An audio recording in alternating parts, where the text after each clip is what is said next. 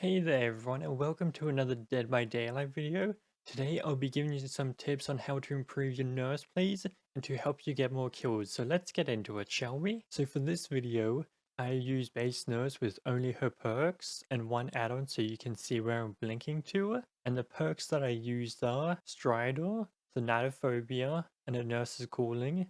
And the add-on being used is Plaid Flannel, which I'll explain what they all do. With Stridor, breathing of survivors in pain is up to 50% louder, and regular breathing is up to 25% louder, depending on the tier of perk that you are using. With the Thanatophobia, for each injured, dying, or hooked survivor, all survivors receive a penalty up to 5% to a maximum of 20% to repairing, sabotaging, and totem cleansing speeds, depending on the tier of perk. With a nurse's calling, the aura of survivors who are healing or being healed are revealed to you when they are within 28 meters, depending on the tier of perk. And the add-on Plaid Flannel allows a nurse to see blink target locations. Now let's move on to the gameplay. So when you play as Nurse, you might think that she's a bit slower, and that is because Nurse is the slowest character in the game, even slower than Survivors at just 3.85 meters per second, while Survivors run at 4 meters per second, so you will have to use your blink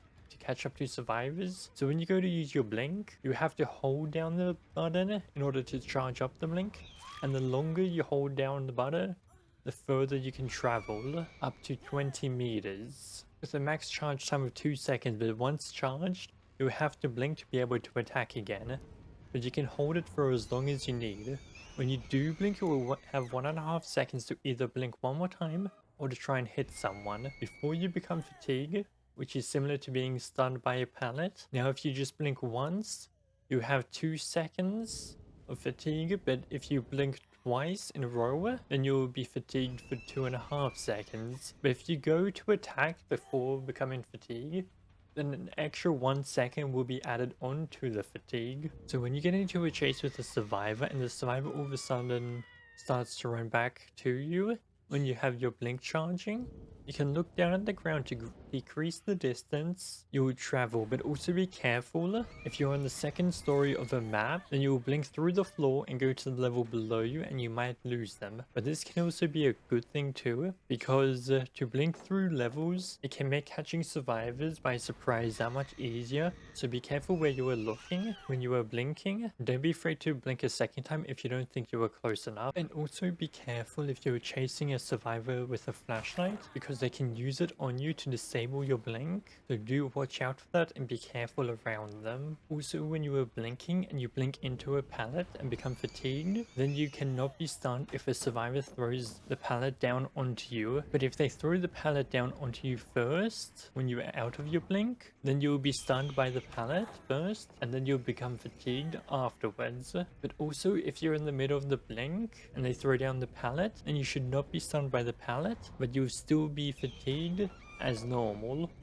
And here's a little fun fact that you may not know. When you go to blink, the nurse brings her arm up, and if you look, you'll have little glowing orbs in her hand, and for each orb you have, it's the same amount of blinks that you have saved up and ready to use. So when you use a blink, one of those orbs will go away, and I thought it was just a little nice touch that they added, and I thought I would share that with you. Hopefully this will help you out with your nurse games and help you to get more kills. Also, feel free to share this video if you know someone that is new to nurse and wants some tips. But I'll be back next week with some tips for survivors on how to counter the nurse. So if you're having trouble to play against the nurse, that video might be for you. Also, don't forget to subscribe to keep up to date with new videos that come out. And follow me on Twitch if you have any questions about Dead by Daylight or just want to come out and hang out with us. But enjoy the rest of your day, night, morning, or whatever time it is for you, and I'll hope to see you next time.